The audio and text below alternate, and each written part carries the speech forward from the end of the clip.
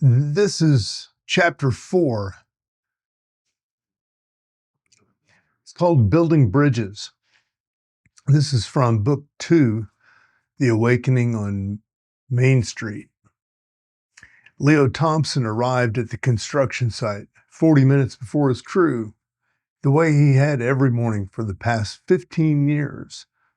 The skeletal framework of what would become another downtown office building emerged from the early fog like the bones of some sleeping giant.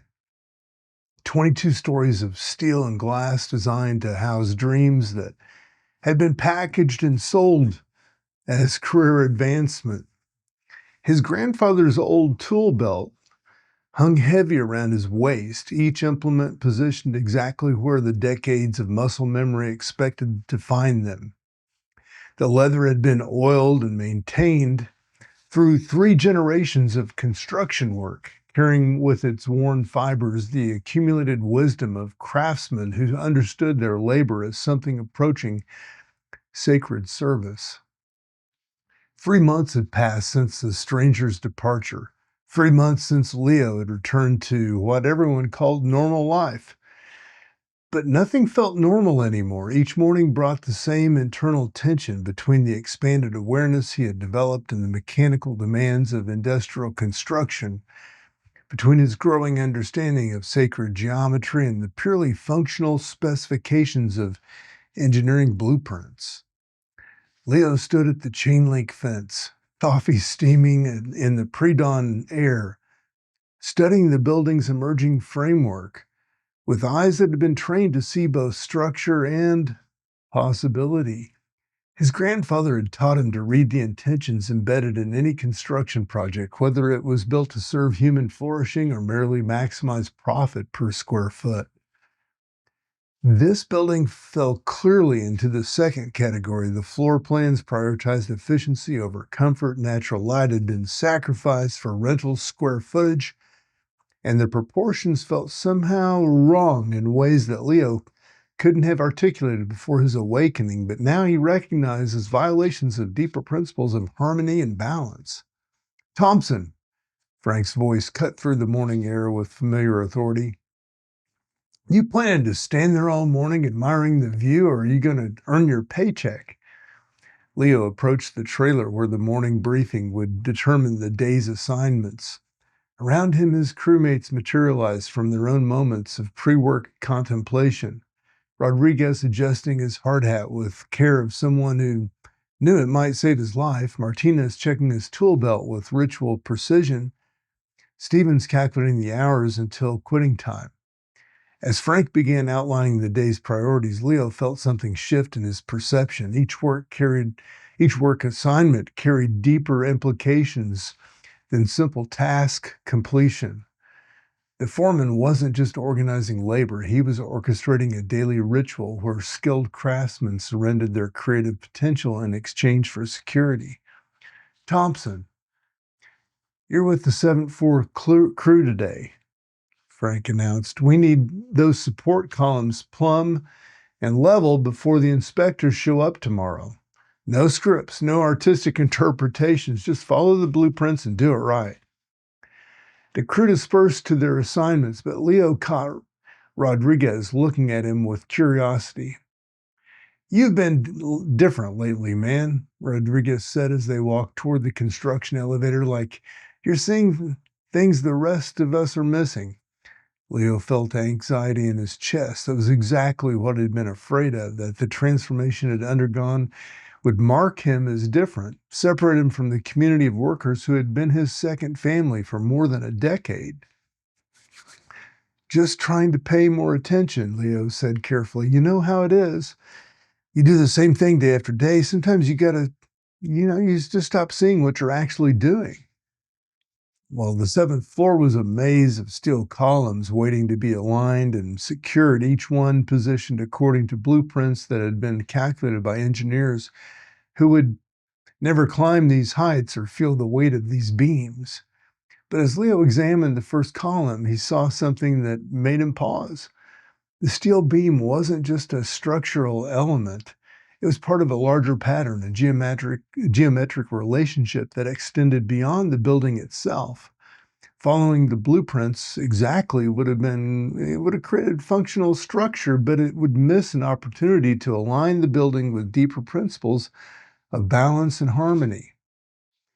With careful subtlety, Leo made adjustments as they positioned the column. Minor corrections that appeared to be normal fine-tuning were actually aligning the beam with deeper patterns that he could sense.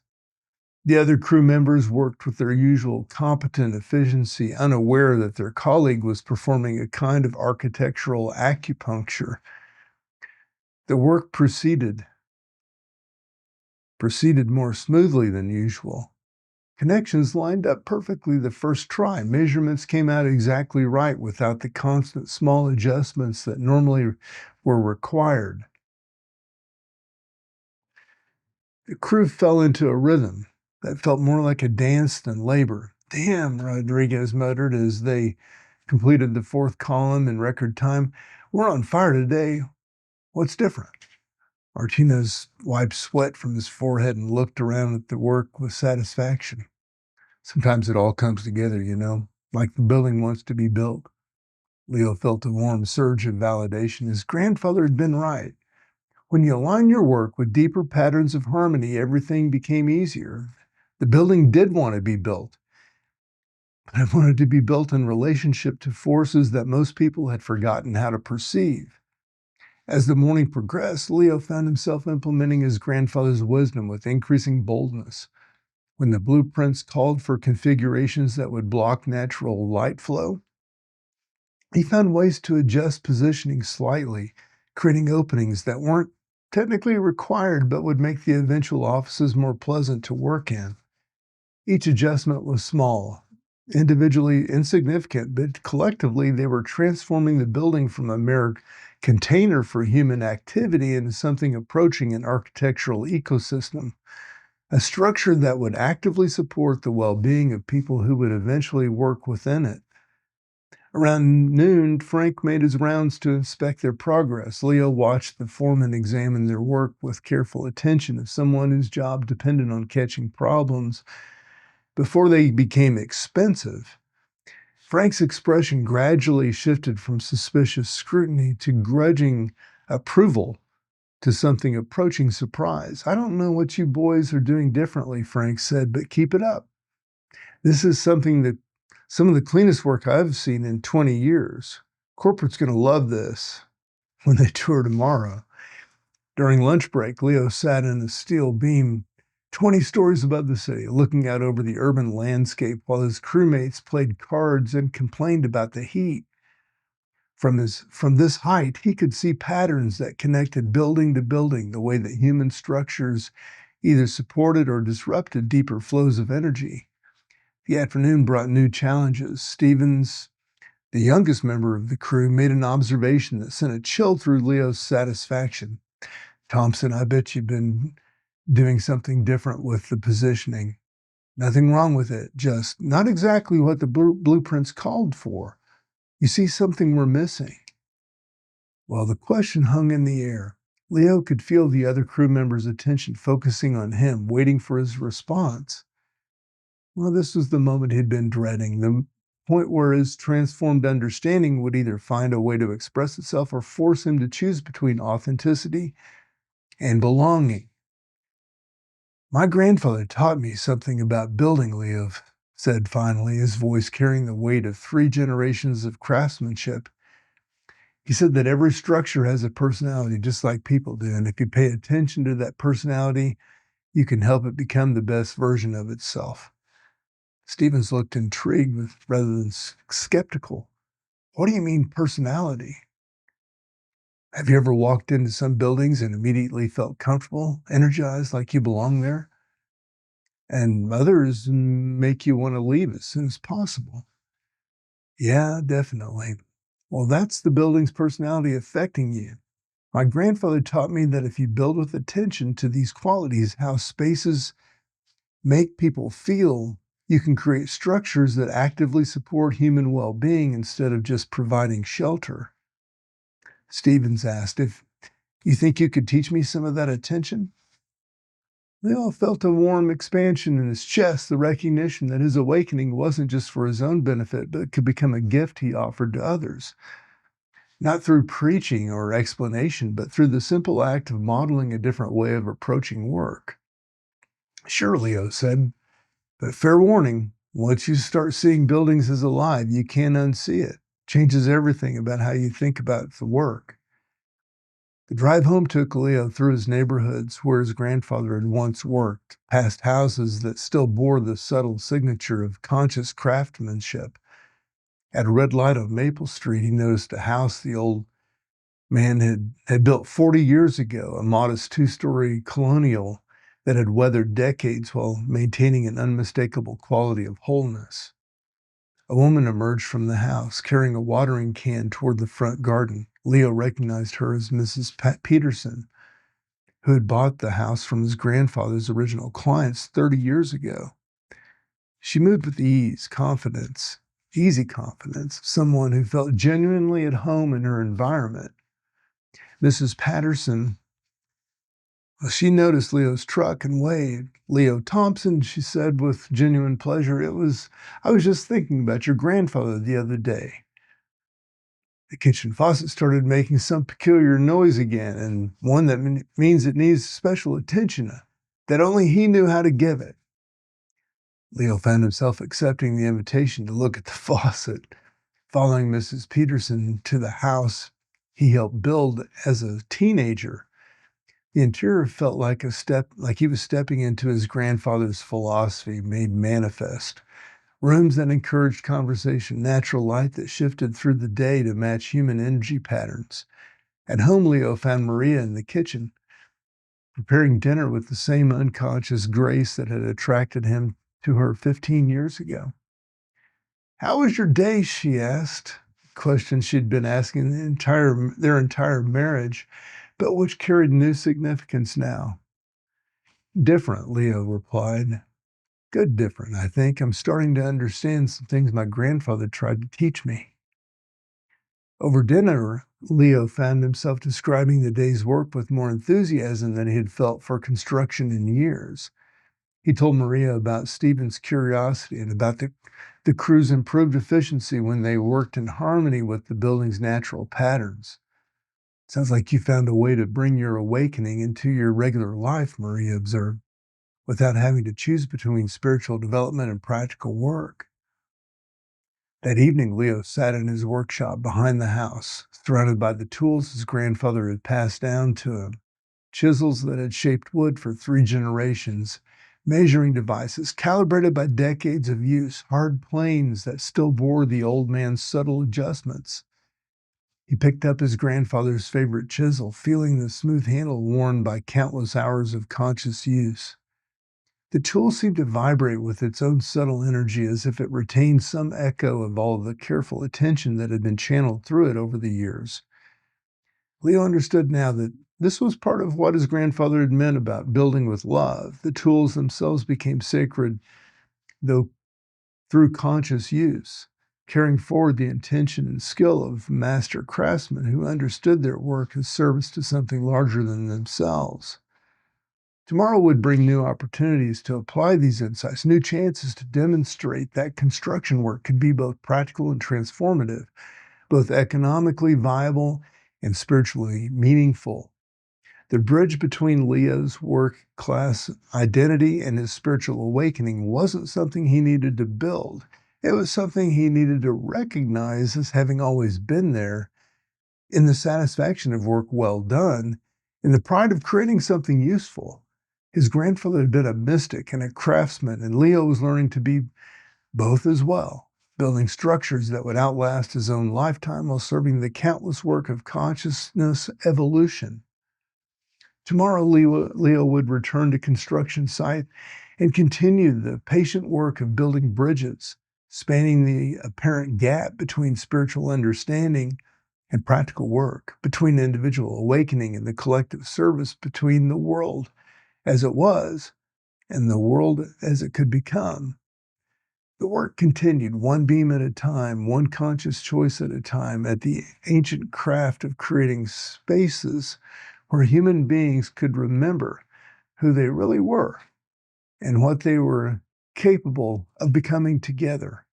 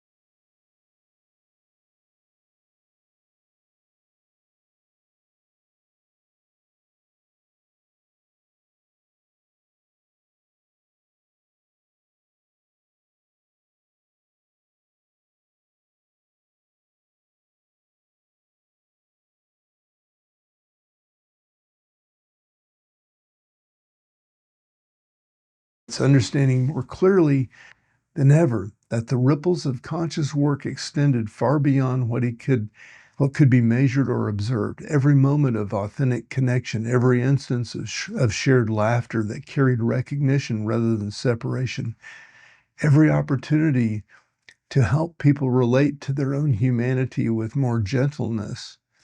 These were building blocks of collective awakening. Tomorrow there'd be another workshop, another opportunity to explore the endless possibility of conscious comedy. But tonight he carried with him the satisfaction of work that served something beyond entertainment, something beyond personal success, something that honored both his individual gifts and his connection to the emerging community of practice that was taking root in the city. The ripples in still water were spreading outward, carrying with them the laughter that heals, the recognition that connects, and the possibility that consciousness itself could learn to express itself through joy.